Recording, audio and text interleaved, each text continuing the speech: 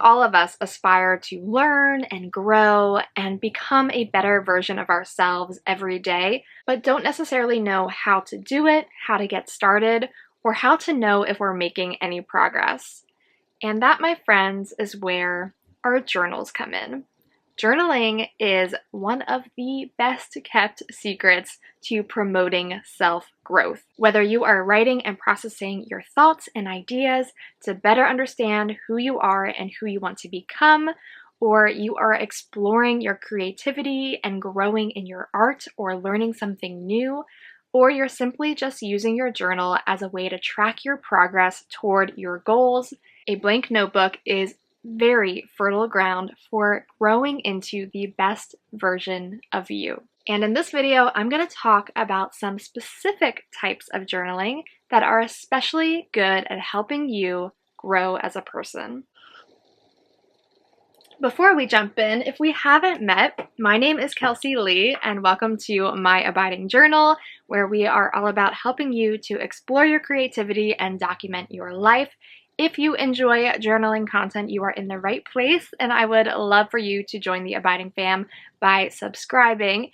And heads up that this is actually the third video in a series on different types of journaling. So far, we have covered journaling for memory keeping, journaling for creative exploration, and now journaling for self-growth, and we have one more coming which will be on journaling for reflection. So make sure you have the notification bell on so you get notified when that video comes out, and be sure to check out the other videos in this series. I'll have the whole playlist linked up in the cards and down in the description. That being said, let's talk about journaling for self-growth. The first type of journaling that really helps to promote self-growth is, of course, bullet journaling.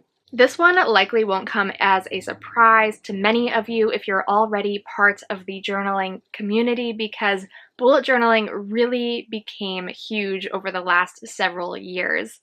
And bullet journaling is kind of a difficult one to pin down in some ways because it's become a lot bigger than its original definition. The original bullet journal method was created by a man named Ryder Carroll, who basically wanted to create a different kind of planner for himself.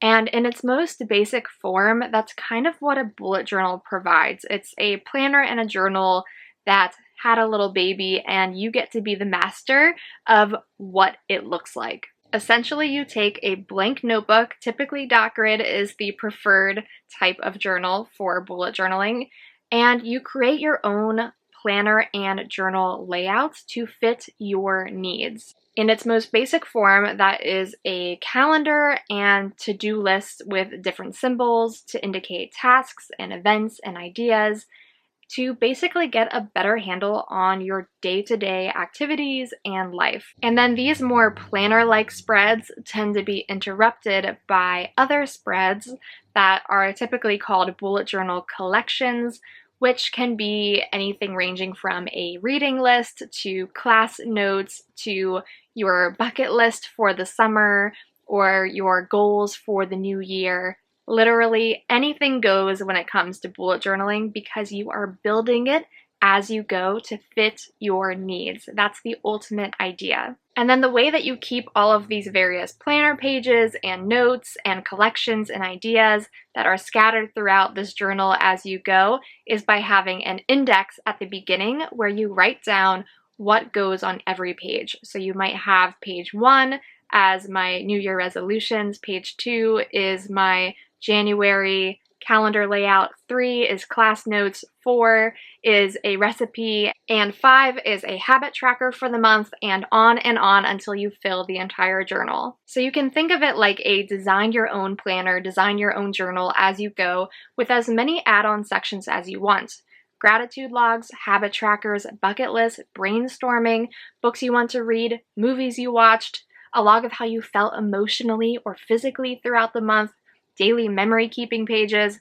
I literally could go on and on because there is no end of bullet journal spread ideas, but I do recommend starting with the most basic version of what a bullet journal can be, which is a build your own planner, and add in the other elements as you go. You can keep it completely utilitarian, or if you like to lean toward the more creative side, add in art and create cover pages for the month and just have fun with it. Now, I will say that bullet journaling can get a little bit overwhelming when the internet gets involved and you start comparing yourself to others.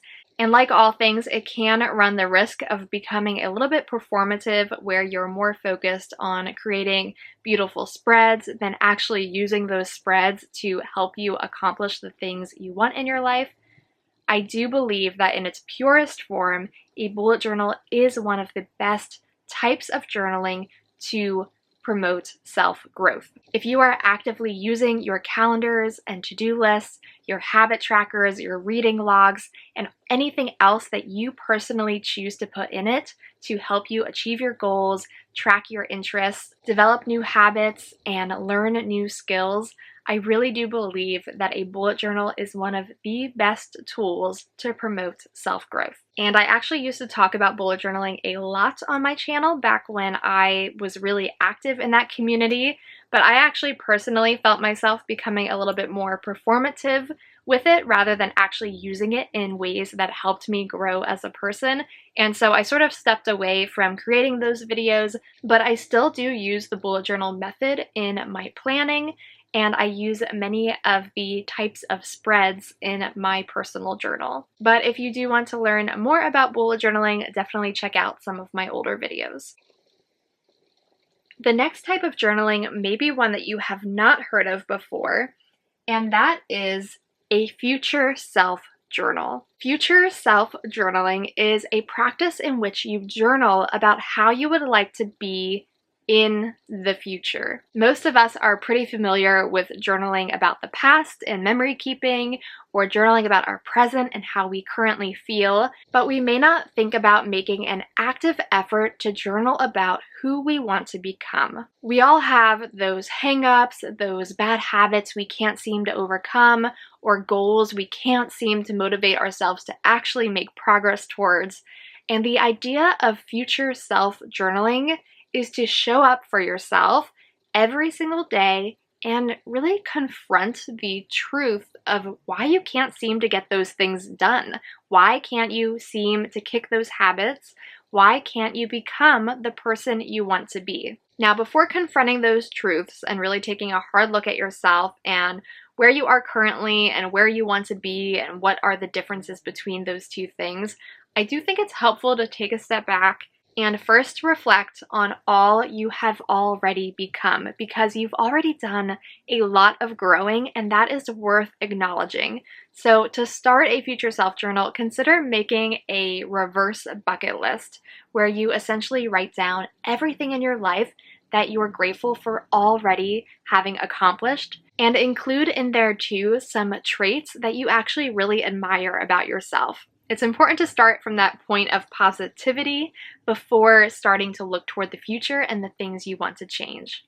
Once you've done that, you can then start reflecting on the present and what are some of those maybe bad habits that are preventing you from becoming the person you want to be. And then you can begin to think about who you want to be in the future and what is the difference between these things. After you have established where you are and where you still have room for growth, a future self journal is ultimately a place to write about the future you and to set goals and describe the steps you are taking to reach them.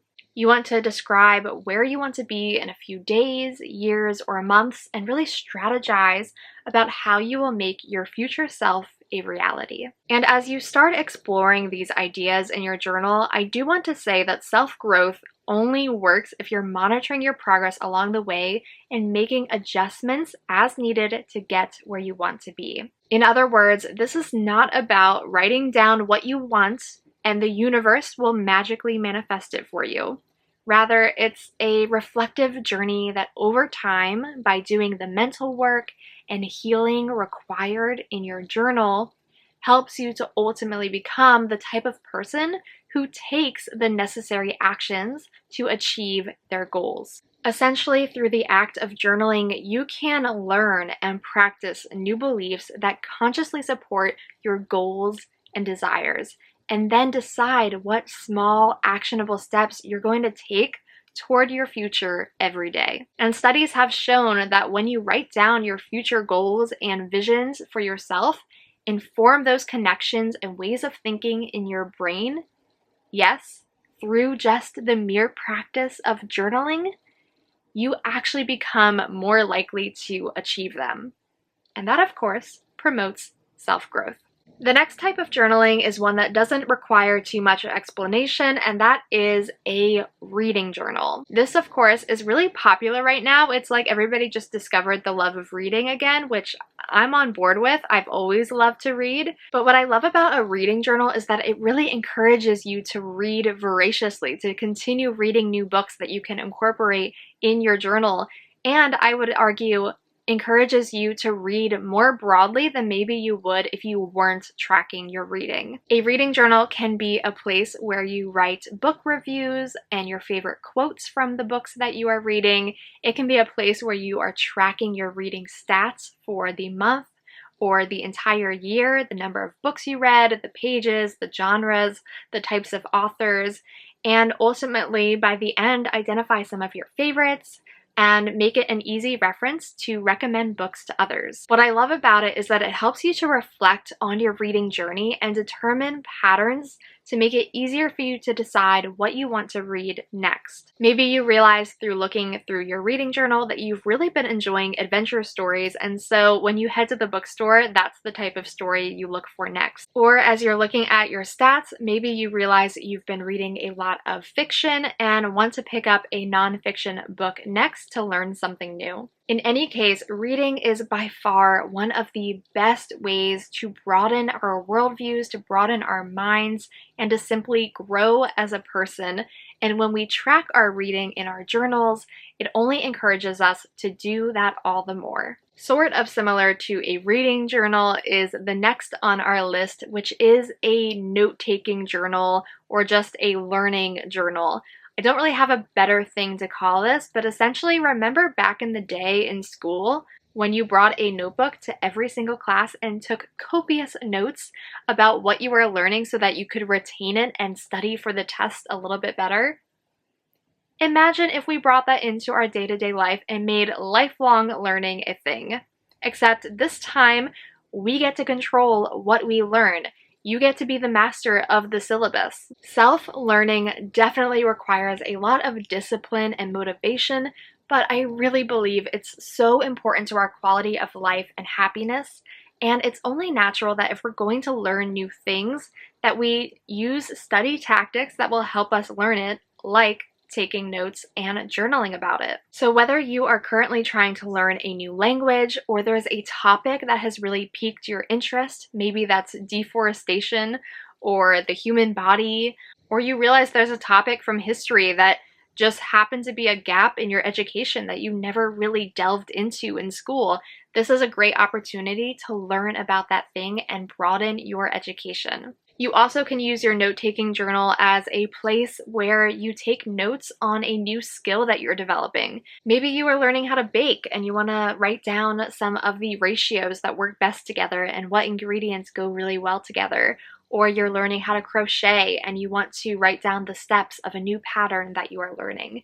Whatever it is, I highly encourage you to take a journal and write down notes to further your education, to further your learning, and yes, ultimately grow as a person.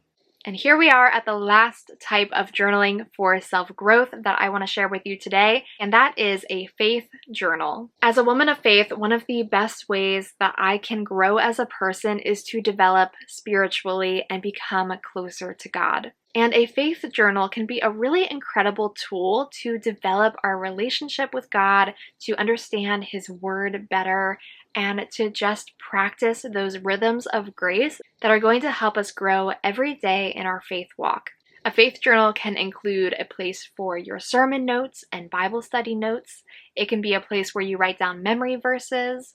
It can be a place where you write down your prayers and just really talk to God about what you're feeling, what you're experiencing, and some of the struggles that you may be having in your current faith walk. And while doing these things can really help you learn and be a place where you process things in your spiritual life, I think the best part about it is that it becomes a place where you can see your growth written down before you. You can document your walk with God. You can, of course, create a faith journal in any notebook similar to the bullet journal style. Just open a blank notebook and start writing your sermon notes, your prayers, your memory verses, and everything in there.